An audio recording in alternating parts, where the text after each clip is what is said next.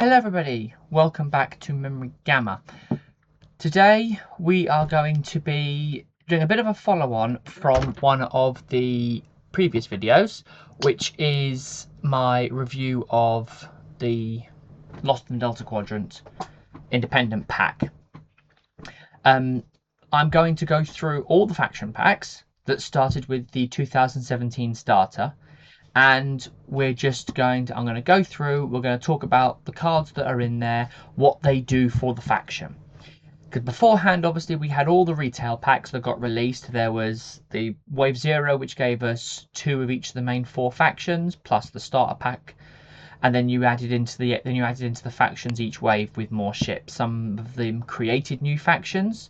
Wave 4 created the Borg, the 8472 and the Kazon. You added in the Bajorans, and all that sort of thing came in later.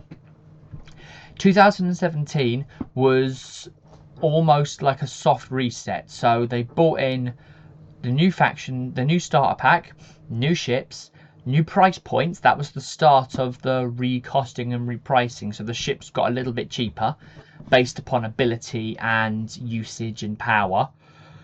And they went from there. And they went on only from there on card packs for a handful of ships, and then faction packs to reprice and bring up to date whole factions and chunks.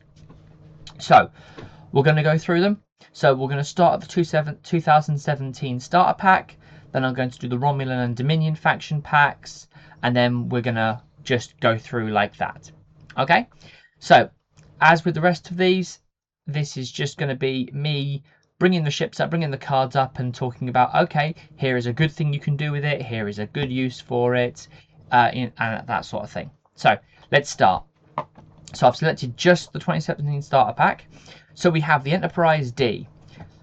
So Enterprise D, it's exactly the same stat line and everything as the original one. However, it's a couple of points cheaper, 26 rather than 28. And the ability it gets is when defending, the attacking ship rolls 1 less attack dice. Just flat. So automatically, it's a much more defensive ship because everyone firing at it loses the dice. There is a combination you can do here, which I quite like, involving a couple of Dominion cards, which will make that ship be able to make the enemy roll 3 less dice every time they fire at you. If you want to see me do the build of that, drop it in the comments. It also gains a tech slot, which the original Enterprise D and the original starter pack did not have. A couple of the ones in the since then, the Enterprise one did have a tech slot, but this adds a starter pack Enterprise tech slot as well. Okay, our next Federation ship, let's go, is the Sutherland. This is a Nebula class. Now, Nebula classes I haven't mentioned before because there's only a couple. There's only the Phoenix and the Sutherland in the original pack, and the Phoenix was a Wave 19 retail and the Sutherland was a tournament reward. This is the new version of the Sutherland. The Nebula, it's not an amazing ship. It's not bad by any means. I mean, you get 4144, so it's slightly less hull than the Enterprise. And if you look at the maneuver dial, it's slightly slower, but it can do 2 hard turns or white. However, it does only have a 90-degree forward firing arc. So for no come about and red hard turns at the fast speeds, the 90 forward arc only does limit its sort of usage and overall power. But the defending ability is really nice. Just when defending, cancel a hit. Boom. Just every time you defend, every time someone shoots at you, you cancel one of their hits. Now, there is a discussion as to whether it's better to make them roll 1 less dice on the Enterprise or cancel 1 hit on the Sutherland. My thinking is the Enterprise D's ability is a better ability. It's better to make them roll 1 less dice at the very start than just to cancel 1 hit result. Because, I mean, if you just roll, so if, for example, they were to fire at each other, the Sutherland will roll only 3 dice against the Enterprise, which means you're rolling 3 dice, you're only rolling 3 dice, you're getting 1.5 hits and crits. The Enterprise fires 4 dice at the Sutherland, which is 2 hits or crits. So, yes, it's a bit higher. But Sutherland will cancel one of those hits, so you're doing 1 damage. The Enterprise D will, the Sutherland will fight the Enterprise D, get 1.5, which, if you round it up, it'll give you 2. If you round it down, it'll give you 1. The making them roll 1 less dice, also, it just stops them, again, it stops conversions for the most part. Because if, for example, they've got ways of converting upwards, they might have ways of giving them bonus hits, bonus anything, conversion to crits. I would much rather, neither of them are bad. I'm starting to waffle here, sorry. Neither of them are bad. I would prefer the -1 attack dice over the cancel 1 hit, because they are definitely going to roll attack dice. But by the time it gets to the compare results step, when you would start cancelling dice, using tokens and everything like that, there's any number of things they can do to make that cancelling 1 hit much less effective. Our next 2 ships are the Klingon ships. So the original starter pack gave you 1 Federation, 1 Klingon, 1 Romulan. The Martar, the Khazar, and the Enterprise D. This gives you 2 Federation, 2 Klingon, and was a good starting point if you didn't have anything else for the game. Then the next 2 factions, the Romulans and the Dominion, each got their own faction pack of 4 ships, which gave you more than enough to start playing if you were just getting into the game, and gave you more than enough to reprice all of your old ships to the new price point and just convert everything over. So, Kempek's Attack Cruiser. Kempek's Attack Cruiser is a Voyager class, again, a few points cheaper. And as an action, target all friendly cloaked ships at range 1 to 2, and they all get a Battle Stations token. Now, that's brilliant. That's really nice, especially for a Klingon fleet. The Voyager's a nice ship, 6 green maneuvers, cloak sensor echo, text lot on the upgrade bar. No rear arc is a bit of a pain, but it gets a come about, which means that's less of an issue. The downside of that ability is it doesn't target itself. All cloaked friendly ships at range 1 to 2. You yourself are not considered to be a friendly ship. So he gives it to all of his friends, but he doesn't get one. So this means that this is the weak ship in the combo. The following ship is the Vaughn. Anyone that knows the game at the moment knows the Vaughn. The Vaughn is one of the best ships, just in general, let alone in the Klingons. While attacking, while cloaked, if the defending ship is at range 1, you roll +2 dice. If they're at range 2, you roll 1 dice. Bonus. So, this has got 4 dice normally. If you're at range 1, you're rolling 7 dice. 4 dice normal, +2 for the ability of the ship, +1 for range. And of course that can go to 8 because the range bonuses do not count towards the rule of 3. A favourite trick of mine is to put an Alliance dorsal phaser array on this. 360-degree arc at range 1 to 2. Range 1 to 2 is when this triggers. And this is when you're attacking. It's not with a primary weapon, with a weapon card, with a Klingon weapon or anything like that. It's just whenever you say, I'm firing at you, you get bonus dice there at range 1 to 2. So throw him on an Alliance dorsal phaser array, and this thing's rolling 4 or 5 dice, 360, every single turn, as long as you're cloaked. And you can just use your action each turn to recloak, or put something on that allows you to stay cloaked. A little point here, there is the generic versions of the ships, which didn't do anything apart from repointing them. So if you had a load of Galaxy classes, a load of Federation Galaxy classes from the original game, when you got this pack, they were all repointed out at 22 points. Same with the Voyagers being repointed to 22 points, the Cavorts going to 20, and the Nebulas going to 19. So these were the cards you used, and this was the price point that you went to for all of these generic ships. The name ships didn't change. So the original Enterprise still cost 28, the one from the original starter pack. The generic was 22. So now that's a 6 points gap. Now, the ability to fire 360 at -1 dice is, I think, worth that 6 points, plus the fact that it gained the named ability, the extra shield, and the named Enterprise. Some named ships are not worth the big points difference, especially, say, the Vorchars, where most of the named Vorchars of the abilities were okay, but not amazing. And actually, given when the recosting is done, it's better just to bring a generic Vorchar and save yourself 6 to 8 points. So, we're going to go through and do captains. There's a lot of captains here. We also have an admiral. So, captains, we have Jean-Luc Picard. Actually, there's a lot of captains. I'm going to put in just the generic ships at the bottom, just so we've got a place to put them all. There. Oh, Nebula. Jean-Luc Picard. As an action, put 2 time tokens on this card and target all friendly ships, and place a battle stations token beside this ship and all target ships. So you notice both the Federation and the Klingons in this pack got a fleet support battle stations ability.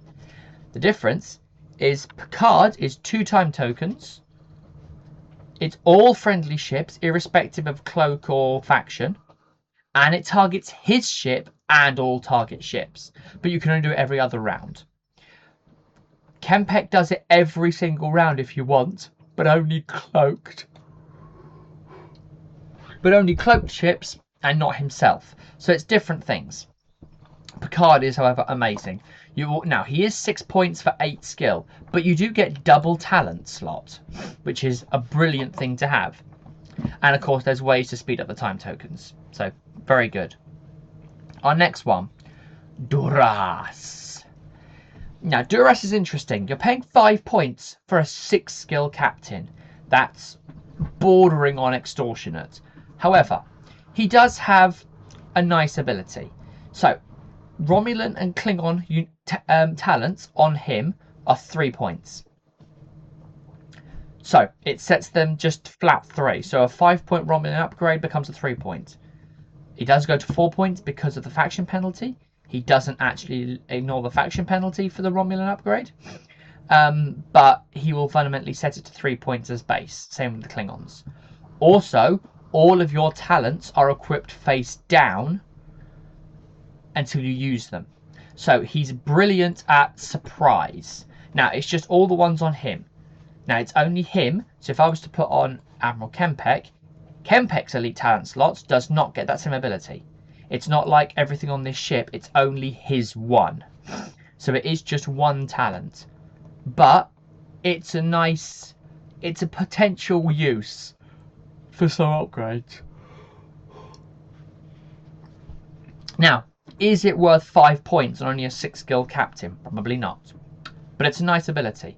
And I could see that getting some use in a special faction, in a faction locked setting. If you're doing the Klingon Civil War with the Klingons and the Romulans are allied, and you're maybe including the Officer Exchange Program resource, Duras becomes amazing, because then you're eliminating faction penalties of crew upgrades. He becomes cheaper on a Romulan ship.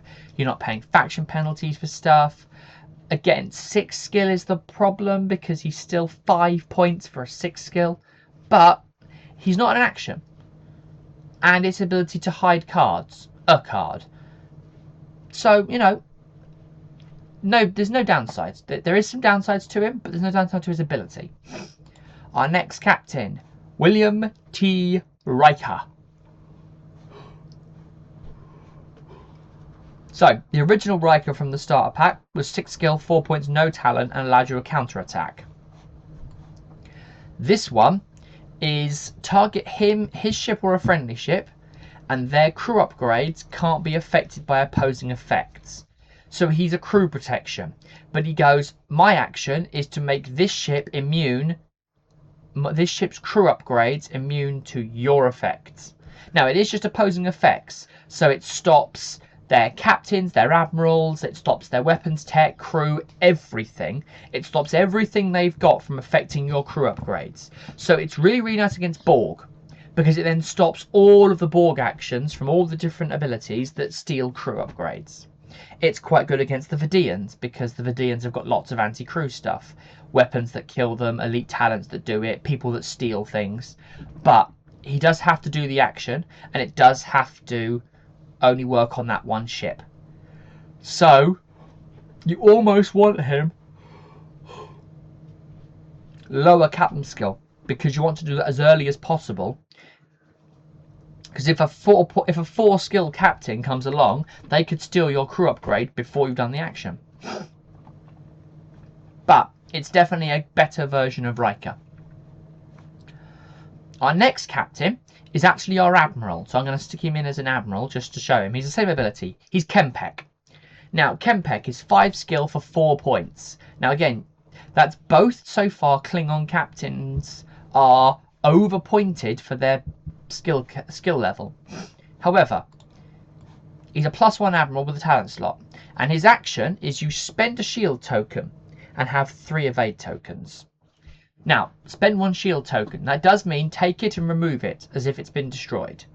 However, because it doesn't say they have to be active, you can be cloaked and you can spend your disabled shields.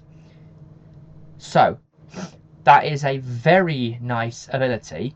If you're going for a lot super defensive, you can spend a shield token, a disabled shield token, and get 3 evade tokens on top of your 5 defense dice for being cloaked. So that makes him a very, very defensive ship.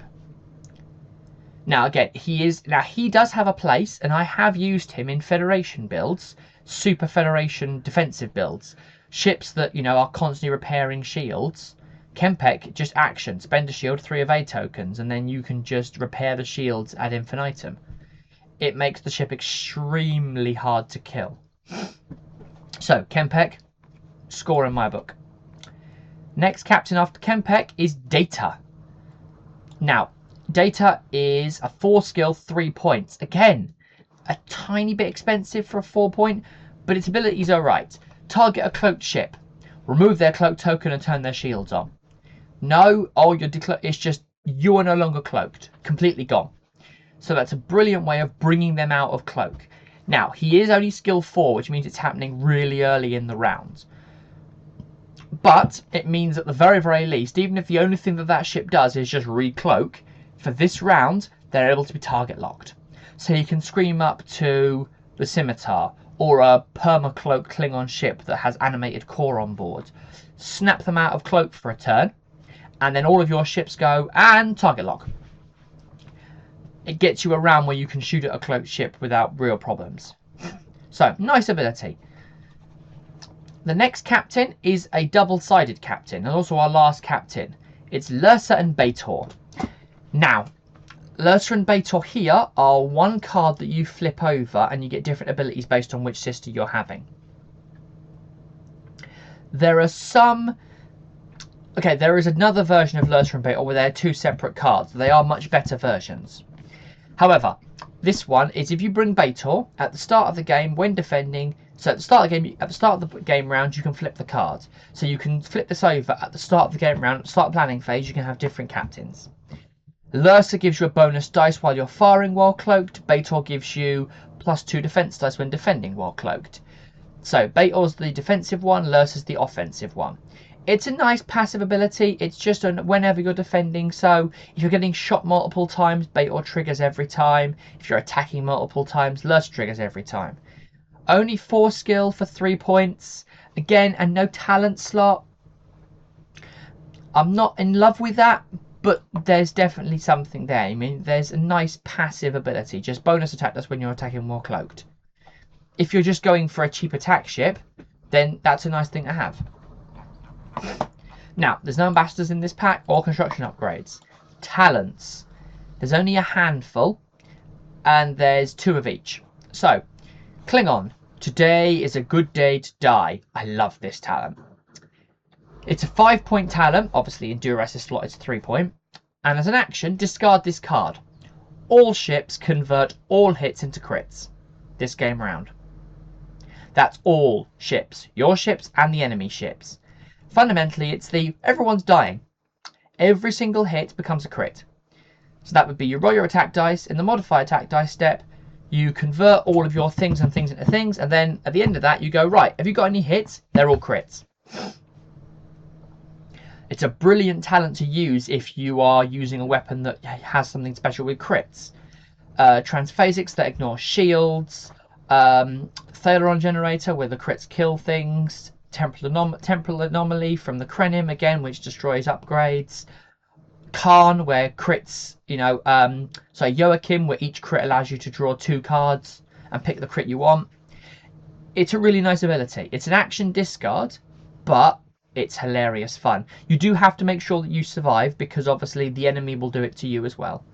But today is a good day to die. It's, it's the ultimate honourable thing. The Riker Maneuver. Now, the Riker Maneuver is an interesting one. It's a discard when defending, so it's a one-time effect. But it's a supernumerary, sort of a supernumerary defensive ability. So, if the attacking ship is not in your primary firing arc, so on the Sutherland, if they're in that 270 degree thing, you discard the card, and when you get declared, you remove their target lock and battle stations tokens from beside their ship, and you give them and you an Orc's power token. So they're going, right, I'm going to fire at you, and you go, right, first things first, remove all your target locks and your battle stations tokens. Now, it might have been they were going to fire a weapon card at you, and now they haven't got a target lock, so they can't fire that weapon card at you in some cases. They could fire normally, obviously, but it limits their options, and of course it means that they have no quality, at least no battle stations or reroll quality, and it gives them an Orc's power token. So, nice ability. Apologies for the yawning. Discard is not amazing. It's one-time use, but 4 points, they're starting to come to more reasonables. Blood Oath. Now, Blood Oath. Now, you have to discard Blood Oath. Target a captain equipped to an opposing ship and the captain on your ship. And this must be equipped to a Klingon captain. Not on a Klingon ship, just a Klingon captain. So basically, you pick, range 1 to 3, you go action, discard this card, your captain and their captain. Both of you roll 5 attack dice. Whoever rolls the most battle stations wins, re-rolling draws. Whoever wins adds +2 to their captain skill for the rest of the game. The loser discards their captain card. So it's a 3-point card, and it's a roll of a dice. 3-point gamble, basically. You're paying 3 points to gamble with your captain. It's not a terrible ability, and if you've got some way of keeping your captain alive, then it's even better for you. You could have a crew member here like Mara that enables you to discard her rather than your captain, at which point what you've done is you've had action, thrown it, and you've chanced your arm, and you've lost a 2-point crew upgrade. Okay, nothing else has happened, but it's definitely worth a risk, especially because it can target any captain on any ship at range 1 to 3. They don't have to be no shield, they don't have to be uncloaked, they haven't got to be higher or lower captain skill. It's just, I don't like you, let's have a fight. And it's pure luck. So if you roll 3 battle stations and they roll 4, you lose. If they roll 2, you win. So you can equip that to any Klingon captain. Now there's a 2-skill Klingon captain that's got a talent slot. It's Clang. Give him Blood Oath, because at the worst you're losing as a 2-skill captain. And you could kill a 9 or a 10-skilled captain. You could kill Khan, Martok, Picard, Kirk, Shinzon. So it's definitely worth bringing. Maybe not on a high-skill captain you're using all the time, but on a 2nd or 3rd low-tier captain with a talent slot, it's a nice way of potentially ganking someone. And the final one is Make It So. Now, Make It So is an action. You discard the cards and you can perform 2 Admiral, Captain or Crew actions this round as free actions. So basically it's a one-time double action. So you could do, for example, you discard that and then you can do Picard's action and a crew action in the same round. Brilliant. Nice ability. Only 3 points means it's affordable. However, it's unique, which means that you can only ever have one of them, and it is a one use. So it does give you some action economy when you need it, but it's probably best on either Picard, where he's got 2 talent slots, or on a ship which doesn't have a lot of actions, which means on that one round you can double tap and do both of them. Okay. Tech. Yes, there's exactly 2 tech upgrades. Extra comp. Federation tech. In the planning phase, 2 time tokens, repair 1 hull. Boom. Just passive hull repair every other turn. For 4-point tech, 4 points a bit steep, but it's passive and it's only 2 time tokens. So it's every other turn, heal a hull. I'll take that. Extra comp is a brilliant card. Reinforced bulkheads, however, I actually like more. Reinforced bulkheads is when you receive a face-up damage card, unless it's a warp core breach, ignore it and flip it face down immediately. So, brilliant on high hull ships, and Klingon ships like a bit of hull. Kempeks attack, so Vorchars, Kvorts, Negvars, they're all 5 or 6 hull. But throw that onto DS9 or a Borg cube where they've got 8, 9, 10 hull, and basically, unless it's a warp core breach, you're immune to crits. Because it's when you receive a face-up damage card, which is in the deal damage step. So it's after all conversions, all crits, everything. You're going, right, you've got 3 crit hits and 2 crits. So you go hit, hit, hit, face down, crit.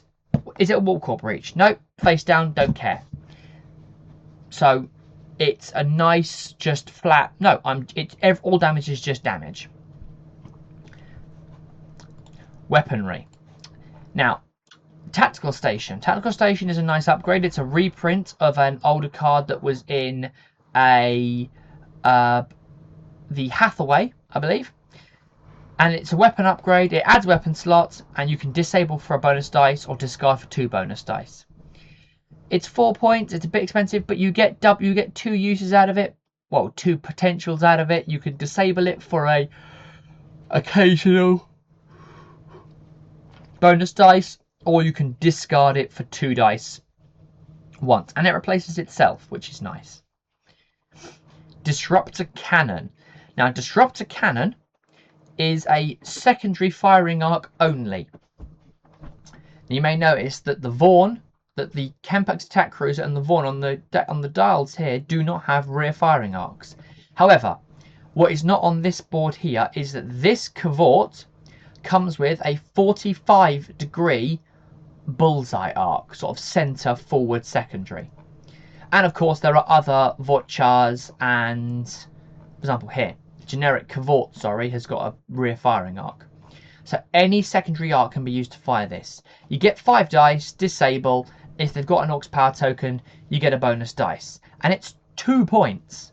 So 2 points for a flat 5 dice out of the rear. That's brilliant. Throw that on a Burrell, something that's got a rear firing arc, and it gives you a really powerful reverse shot for the turn you've gone past. Photon torpedoes. Now, these are the Federation photon torpedoes. A lot of people will tell you they're amazing. I think they're not very good, but there's a reason for that. So, 2 points. Yes, inexpensive. Attack value is weapon value +1, so 5 dice on the Enterprise D. Nice. Spend your target lock, disable the cards, target an opposing ship. Convert all blanks to battle stations. Now, the issue with that is, unless you've spent either 2 turns in setup or have got double action, it may as well not have any conversion ability. It's just throwing 5 dice at the enemy. If you've gone, right, target lock this round and fire them immediately, you're throwing 5 dice at them. But with no way to convert battle stations into hits, you may as well not bother with the blank tip battle station conversions. It doesn't do anything for you. It's converting one thing that isn't damage into another thing that isn't damage. If you spent 2 turns on setup, turn 1, target lock, second turn, move, battle stations, then yes, it's perfect quality. If you've got double actions thanks to, say, Picard, or somebody else has given you a battle stations token, then yes, it's, you know, it's powerful, but it requires either fleet coordination or double action, and you can't do that every single time. Yes, it's inexpensive, but these have a place. Have them on the Enterprise E, which doesn't require a target lock to fire torpedoes. So therefore, you can just go action battle stations and fire these at 6 dice for 2 points with perfect quality. That's really powerful. But for the most part, I wouldn't bring these unless you're building a ship. If you're building a ship which is geared around weapon cards, an Akira that can fire them 360, a Galaxy class or a Sovereign class that's got double action quality, yeah, go for it, but not all the time. And then Torpedo Fusillade. It costs the same as your weapon value, and the attack value is your weapon value. So on a Voucher, it's 5 dice, 5 points. Now, it's removed this card from the game. So again, it's not a discard. It's not a, oh, I can... No, it's a gone. This is a one use only, ever. But you make your 5 dice attack against every single ship in your firing arc at range 2 to 3. So it's brilliant for swarm fleets. This card also comes in Alliance, where it's amazing against several of the missions because there's loads of enemy ships. Now, it's very nice. You do have to have, obviously, if you want some quality, something that gives everything. So, for example, Lursa, if you attack while cloaked with Torpedo Fusillade, so for example, with the Vaughn, if you put it on the Vaughn, you're getting 4 dice. With Captain Lursa, 5 dice while cloaked. If you're at range 2, 6 dice. All of that does stack. So that could be nice. That could be a thing just with this pack. I mean, obviously, the 90-degree forward firing arc on this means it's a bit of a limited. This could be put on something with a 180 arc, like a Keldon or a Galor for 4 or 5 dice 180. Then that's scary. But just in this pack, it's nice. It's definitely got some potential and it's useful for swarm builds. And finally, crew. We've got quite a few crew. I'm going to sort of run through them very quickly. So let's go from the top. We've got Worf. Now this is one of the most powerful Worfs we've ever seen. He is locked to a Klingon ship. This is Klingon Civil War when he's actually sort of resigned his Starfleet commission and he's fighting against the Duras family with Gowron. However, the picture on board is him in his Starfleet uniform. When attacking, while you're cloaked, all blanks to hit conversion. Just flat conversion of all blanks to hits while you're attacking while cloaked. So, amazing. He works all the time. He's brilliant. 5 points, but it's so worth it. Kern. As an action discard, you can re-equip a discarded weapon upgrade of cost 5 or less. So he's a 4-point crew that enables you to bring back a 5-point weapon. Now, that's nice if you've discarded something or someone's killed something of yours. Doesn't work with Torpedo Fusillade because that is a remove from game and he is specific that was discarded. Torpedo Fusillade isn't discarded, it's removed from game. So in this pack, there isn't a weapon. The only thing you could do is Tactical Station. So you could put him on a Federation ship and bring back Tactical Station after you've discarded it. That's not bad. But there are more weapons in the game which are required to discard that he could bring back. So there's definitely places for Kern. Beverly Crusher, our first Federation crew. Activation phase, you can disable her to re-enable a different crew upgrade. So she disables herself to re-enable somebody else. Nice, but now she's disabled. Or as an action, you can discard her to re-equip a crew upgrade that costs 4 or less that was discarded from this ship. So, again, you've got, there's a couple of crew upgrades that discard. There's lots of crew upgrades that discard. If they cost 4 or less, Beverly can bring them back, but she kills herself to do it.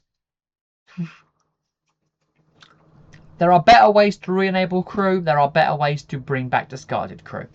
But she does do both. So there's some usefulness there. Geordi LaForge. In the activation phase, after you revealed your maneuver, you can 2-time token Geordi, and you can increase or decrease your speed by 2. The colour stays the same, but you can't perform actions. So you could reveal a 4 straight and it goes to a 6 straight. Reveal a 2 reverse becomes a 4 reverse. And that's any manoeuvre. Now, it does have to be a legal manoeuvre. You can't reveal a 2 hard turn and make it into a 4 hard turn. 4 hard turns don't exist. But you could reveal a 2 bank. Say I've put him onto the Quebec attack cruiser. You reveal a 2 bank, make it into a 4 bank, which remains green. That's really nice. You can't perform any actions this round, however. So it does mean you've put your fundamentally, it limits your actions, but it gives you maneuver options. There are times you want that, there are times you don't. He is most useful, Geordie, for fast moving greens. You can do a reveal a 2, make it into a 4 and keep it as green. Or if you really need to get away, you can do it on the Enterprise and do a 4 backwards. Not a bad idea. Klingon Helmsman, generic crew upgrade. 2 time tokens for a free scan action. Now that's really nice. That is really, really nice.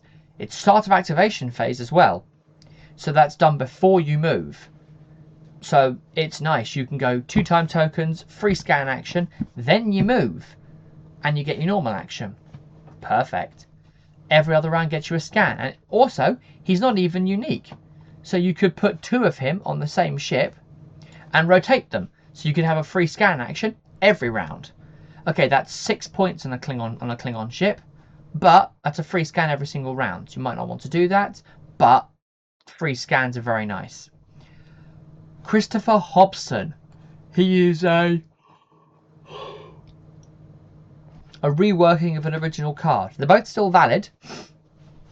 This one is, while you're attacking, if the defending ship is cloaked, they lose 2 defense dice. So, very useful. Now, obviously it requires you knowing you're against cloak. So, Klingons and Romulans, definitely. But there's a handful of other ships that could cloak. Oberths, Defiant, Maquis Raiders, Keldons, where you could possibly cloak. So, it's a nice ability. It's only 2 points, and you're paying 2 points basically for them losing 2 dice every time you shoot a cloaked ship. Never a bad thing. Deanna. After everyone's chosen the manoeuvre, you can discard her and pick 2 opposing ships. Look at their manoeuvres, then change your manoeuvre, and they can't change their manoeuvres. So, after everyone's set, you go, right, what have they done? Okay, they've gone there and there. I'm changing it to do this instead, and now they're locked in. They can't change their manoeuvres this round. So they've got an ability that states, oh, when you reveal your manoeuvre, change your manoeuvre. Deanna locks them into what they had originally planned. So she's good, a very, very good thing for getting rid of manoeuvre control, but she's a discard, but only 2 points. So possibly a nice throw-in inclusion. Miles O'Brien. Planning phase, disable him to re-enable a weapon or a tech. No problems there. You've got to find a way of re-enabling him, but he brings something back for free without you having to spend an action. No problem. And your action later on, I mean, obviously if it's the last round or if it's the turn you're hoping to win, you don't really mind about the next turn.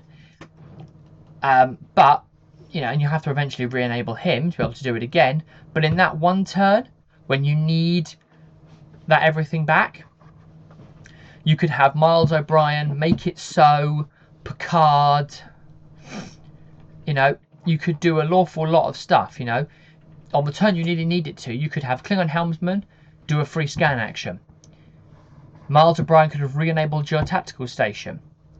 Then you could move, do make it so to do Picard and another crew action as a free action.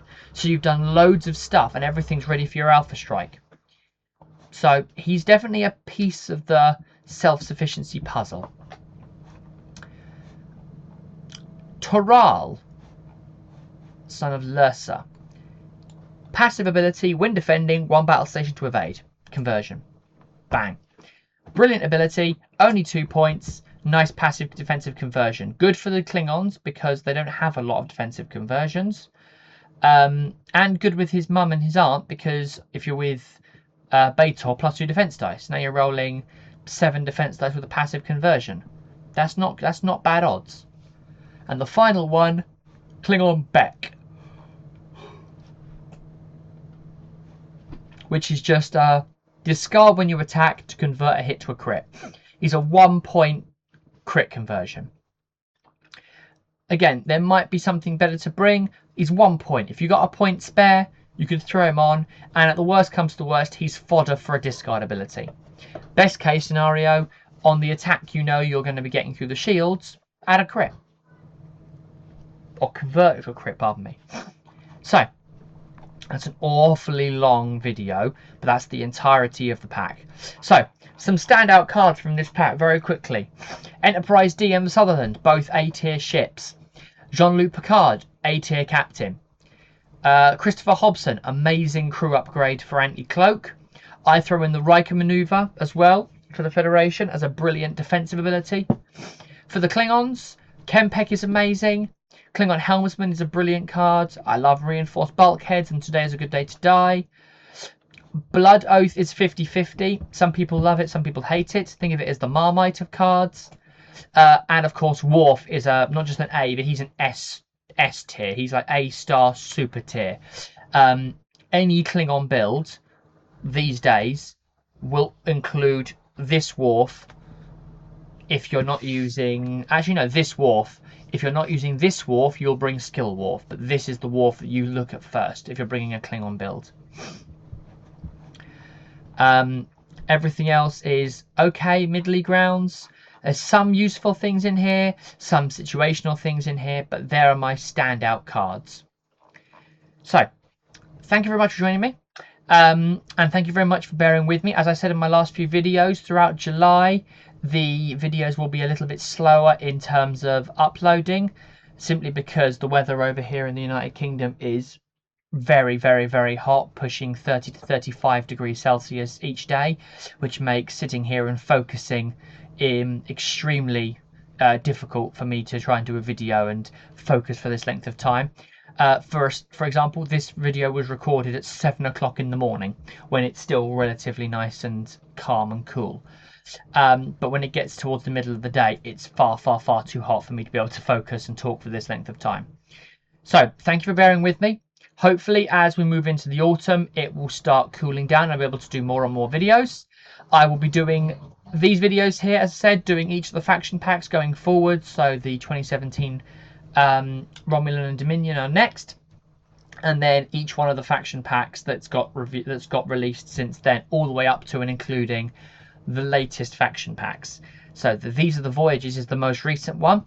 That is a 150 odd card pack, and that one is a huge video, which will probably have to be done in 2 parts because it's just enormous. So thank you for joining me.